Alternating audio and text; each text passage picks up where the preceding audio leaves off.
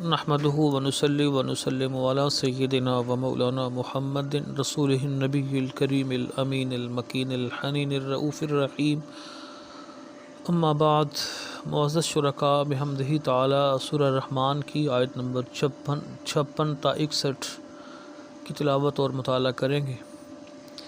ان آیات کے موضوعات میں سے جنتی حوروں کے اوصاف، نمبر 2 عورت کے حسن و جمال کا معیار، نمبر 3 عورت کے لیے خوبصورتی حاصل کرنے کا ذریعہ، اور نمبر 4 رب ذوالجلال کا کرم اور احسان۔ تلاوت کرتے ہیں۔ اعوذ باللہ من الشیطان الرجیم،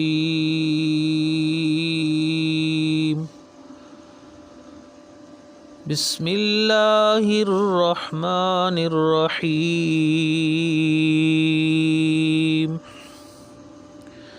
فیہن قاصرات الطرف لم یطمثہن انس قبلہم ولا جان،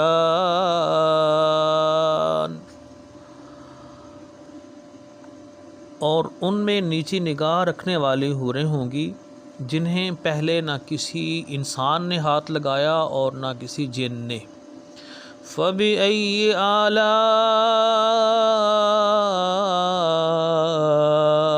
رَبِّكُمَا تُكَذِّبَانِ، پس تم دونوں اپنے رب کی کن کن نعمتوں کو جھٹلاؤ گے۔ كَأَنَّهُنَّ الْيَاقُوتُ وَالْمَرْجَانُ،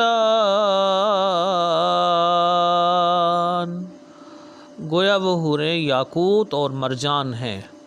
فَبِأَيِّ آلَاءِ رَبِّكُمَا تُكَذِّبَانِ، پس تم دونوں اپنے رب کی کن کن نعمتوں کو جھٹلاؤ گے۔ هل جزاء الإحسان إلا الإحسان، نیکی کا بدلہ نیکی کے سوا کچھ نہیں ہے۔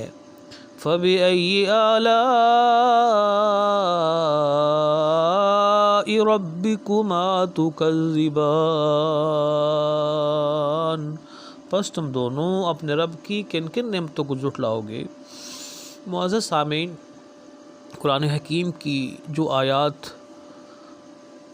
ان دنوں ہم پڑھ رہے ہیں، ان کے اندر رب ذوالجلال اپنے نیک اور مقرب بندوں کی بات کرتے ہوئے ان کے انعامات کو بیان کر رہا ہے۔ جنت میں ان کی کیفیات کو بیان کیا جا رہا ہے۔ جنت میں رب ذوالجلال کی طرف سے جو ان کے لیے اوصاف بیان کیے گئے ہیں، جو ان کے لیے نعمتیں رکھی گئی ہیں، ان کا بیان کیا جا رہا ہے۔ تو آج کی جو آیات ہم نے تلاوت کرنے کا شرف ہمیں حاصل ہوا، آج جن آیات کا، ان میں رب ذوالجلال نے جنت کے اندر جو نیک لوگ ہیں، جو جنتی لوگ ہیں، جو رب ذوالجلال کی بندگی کر کے دنیا سے گئے ہوں گے، اپنی زندگیوں کو پاکیزہ رکھ کر دنیا سے گئے ہوں گے، اپنے خیالات کی حفاظت کرتے ہوئے، اپنی نگاہوں کی حفاظت کرتے ہوئے، شرم و حیا کا پیکر بنتے ہوئے، رب ذوالجلال کی اطاعت و بندگی میں اللہ اس کی رسول کی رضا حاصل کر کے جو اس دنیا سے رخصت ہوئے ہوں گے، رب ذوالجلال نے ان کو جنت میں ان کے لیے پاکیزہ بیویاں ان کے لیے ہوں گی، ان کے لیے حوریں ہوں گی، جن کے اوصاف بیان کرتے ہوئے ایک ان کی صفت یہ بیان کی کہ قاصرات الطرف، وہ نیچی نگاہوں والی ہوں گی، نگاہیں نیچی رکھنے والی ہوں گی، اور دوسری صفت ان کی یہ بیان کی کہ لم یطمثہن انس قبلہم ولا جان، کہ ان جنتیوں سے پہلے ان حوروں کو نہ کسی انسان نے ٹچ کیا ہوگا، ہاتھ لگایا ہوگا، نہ کسی جن نے، یعنی پاک دامن ہوں گی، عفت و عصمت ان کے اوصاف میں سے ہے۔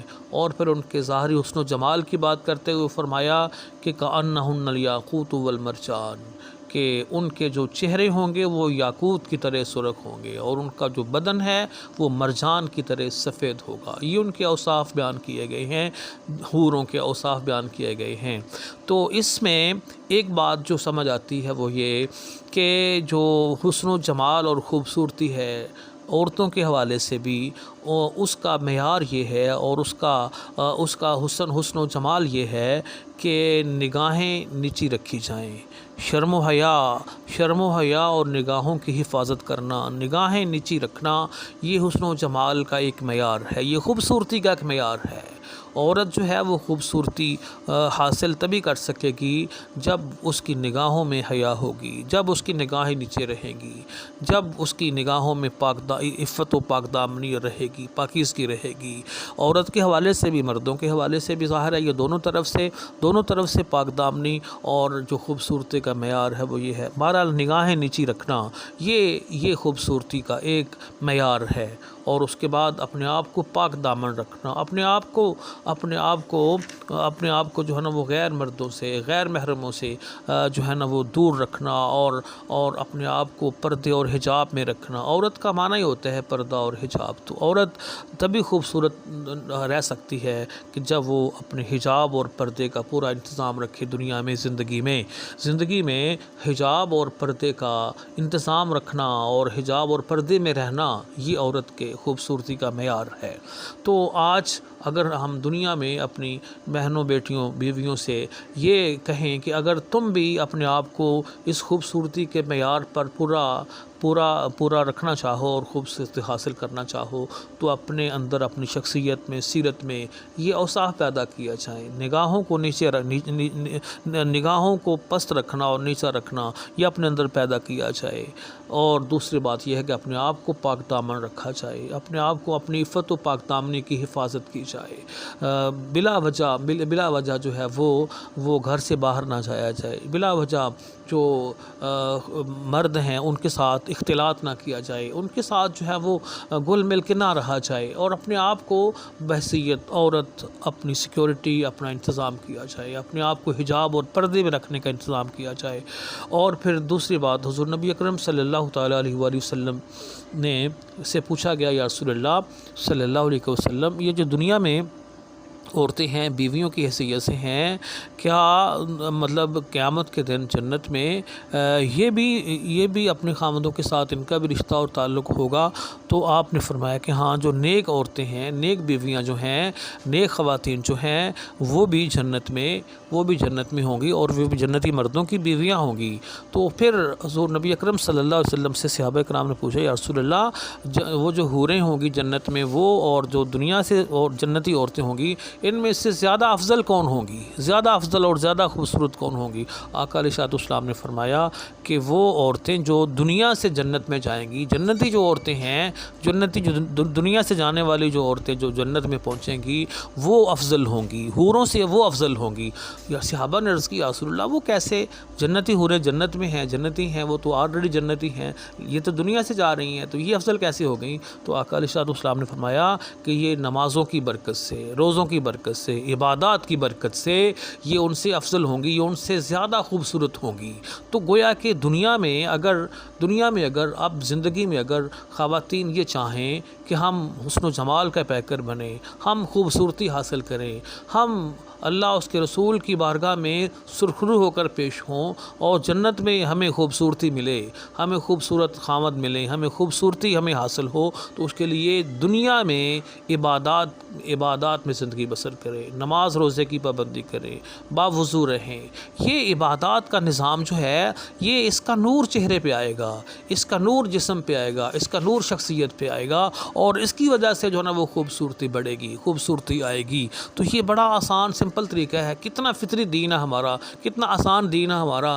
ہمیں جو اللہ پاک اور اللہ کے رسول علیہ الصلوۃ والسلام نے جو ہمیں تعلیمات و سیرت عطا کی ہے، وہ کتنی واضح ہے، اس میں کسی قسم کا ابہام نہیں ہے۔ ہم جو ہے وہ یہ چیزیں حاصل کرنے کے لیے، نام نہاد خوبصورتی حاصل کرنے کے لیے، عزت حاصل کرنے کے لیے ہم اپنی منمانی کرتے ہیں، ہم اپنے بنائے ہوئے راستے اور طریقے جو اڈاپٹ کر کے ان کو حاصل کرنے کی کوشش کرتے ہیں۔ تو ان ان راستوں پر چل کر جو ہم خود تراشتے ہیں ان پہ چل کے کامیابی کی کوئی ضمانت نہیں ہے، خوبصورتی حاصل کرنے کی کوئی گارنٹی نہیں ہے۔ دیکھو قرآن حکیم میں، قرآن و سنت میں اللہ اس کے رسول نے ہمیں ہر طریقہ، ہر راستہ دے دیا ہے۔ اگر ہم اپنے آپ کو واقعتاً سیرت اور صورت کے لحاظ سے خوبصورت کرنا چاہتے ہیں، اپنے آپ کو خوبصورت کرنا چاہتے ہیں، خوبصورت کرنا چاہتے ہیں، تو طریقہ یہی ہے کہ اللہ اس کے رسول کی بندگی میں آ جائیں، عبادات میں اپنے آپ کو لگائیں، اللہ کے حضور سجدہ ریز ہوں تو سجدوں کا نور چہروں پہ آئے گا۔ سیرت میں عبادات کے اوصاف آئیں گے، عبادت کے اثرات جو ہیں وہ شخصیتوں میں آئیں گے۔ تو رب الجلال کے یہ کرم ہے، یہ اس کے احسانات ہیں۔ تو رب الجلال نے بار بار فرمایا ہے کہ یہ دیکھو رب الجلال کا کتنے احسانات ہیں تم پر، تو تم اے جنوں اور انسانوں اپنے پروردگار کی کس کس نعمت کا انکار کرو گے؟ اللہ کی کسی نعمت کا انکار نہیں کر سکتی۔ قدم قدم پر تمہارے لیے رب الجلال کی یہ نعمتیں ہیں۔ اور پھر رب الجلال نے جو آیت نمبر 60 ہے اس کے اندر فرمایا کہ حل جزاء الاحسان الا الاحسان، کیا احسان کا بدلہ احسان کے علاوہ کچھ اور ہو سکتا ہے؟ نیکی کا بدلہ نیکی کے علاوہ کچھ اور ہو سکتا ہے؟ گویا کہ رب الجلال کا یہ احسان ہے۔ اس نے اپنے احسان کا ذکر کیا ہے کہ میرا بندہ دنیا میں اگر میری اطاعت میں رہا، دنیا میں اگر میری بندگی میں رہا، نیکی پہ رہا، توحید پہ رہا، اپنے آپ کو اس نے کفر و شرک سے بچایا، اس نے اپنے آپ کو پاک دامن رکھا، اپنے آپ کو عفت و پاک دامنی کا پیکر بنائے رکھا، وہ شرم و حیا کا پیکر رہا، تو پھر کیا اس کے اس طرز زندگی کا بدلہ احسان کے علاوہ، بھلائی کے علاوہ کچھ اور ہو سکتا ہے؟ یقیناً رب الجلال نے گویا کہ فرمایا کہ اس کا بدلہ احسان ہی ہوگا، اس کے ساتھ بھی احسان کیا جائے گا، اس کو بھی رب الجلال جنت میں اپنی قربتوں سے نوازے گا۔ یہ رب الجلال کا احسان ہے، یہ مالک ہے، وہ جو چاہے کرے، لیکن دیکھو اس کا یہ فضل، اس کا یہ کرم ہے کہ اس نے اپنے کرم کو اس طرح بیان کر دیا ہے، سوالیہ استفہامیہ انداز میں اور استفہام انکاری کی صورت میں کہ حل جزاء الاحسان الا الاحسان، کیا احسان کا بدلہ احسان کے علاوہ کچھ اور ہو سکتا ہے؟ یعنی کہ نہیں ہو سکتا، احسان کا بدلہ احسان ہی ہوگا۔ جو احسان کرے گا، یعنی کہ بندہ اپنی شان کے مطابق، اپنی حیثیت سے احسان کرے گا، اس کی طرف سے احسان کیا ہے؟ اس کی طرف سے، بندے کی طرف سے احسان یہ ہے کہ بندہ اللہ رب العزت کی عبادت یوں کرے، اتنے یقین کے ساتھ کرے، اتنے خشوع و خضوع کے ساتھ کرے کہ وہ یہ سمجھ رہا ہو کہ میں اپنے اللہ کو، اپنے رب کو اپنی آنکھوں سے دیکھ رہا ہوں۔ یہ بندے کی طرف سے احسان ہے، یہ عبادت میں احسان۔ اگر یہ نہیں تو کم از کم یہ کہ بندہ یوں سمجھے کہ میرا رب مجھے دیکھ رہا ہے۔ یہ کیفیت رب الجلال کی بارگاہ میں خشوع و خضوع کی، حاضری کی، حضوری کی بندہ اگر اپنے اوپر طاری کر کے زندگی بسر کرے تو یہ احسان کر رہا ہے، یہ اس کی طرف سے نیکی ہے۔ اور پھر اس کی طرف سے احسان، رب الجلال کی طرف سے احسان بندے پر کیا ہوگا؟ اس کی طرف سے پھر اس پر مہربانیاں ہوں گی، اس پر نوازشات ہوں گی، اس پر احسانات کی یہ پوری فہرست جو کہ یہاں سورہ رحمان میں قدم قدم پہ دی جا رہی ہے۔ ہر آیت میں دے کر رب الجلال فرماتا ہے کہ تم میری کس کس نعمت کا انکار کرو گے؟ فَبِأَيِّ آلَاءِ رَبِّكُمَا تُكَذِّبَانِ۔ رب الجلال کی طرف سے یہ نعمتوں کی جو نوازشات کی جو ایک بارش ہے، جو رب الجلال کی رحمتوں کا یہ جو ایک نا ختم ہونے والا سلسلہ ہے، رب کریم ہمیں بھی ان میں سے حصہ وافر عطا فرمائے۔ رب الجلال ہمیں ان نعمتوں کو حاصل کرنے کا اہل بنائے۔ اہل تو ہم نہیں بن سکتے، لیکن رب الجلال کے فضل سے سوال ہے کہ مولا ہمارے ساتھ اپنے احسان کا معاملہ ہی فرمانا، رب الجلال ہمارے ساتھ فضل کا معاملہ فرمانا، رب الجلال ہماری اس خواہش کو، طلب کو مزید بڑھائے۔ اللہ پاک کی بارگاہ میں دعا ہے کہ رب الجلال قرآن حکیم کے ساتھ ہمیں اپنے تعلق کو مضبوط کرنے کی توفیق عطا فرمائے۔ میں نے جو کہا، اس میں جو الفاظ استعمال کیے، اس میں جو غلطی ہوئی سہوا نامدن، رب الجلال کی بارگاہ میں دعا ہے کہ رب الجلال مجھے اپنے حبیب علیہ الصلوۃ والسلام کے صدقے میں معاف فرمائے۔ اللہم صلی وسلم وبارک علی سید الانبیاء والمرسلین وما علی الا البلاغ۔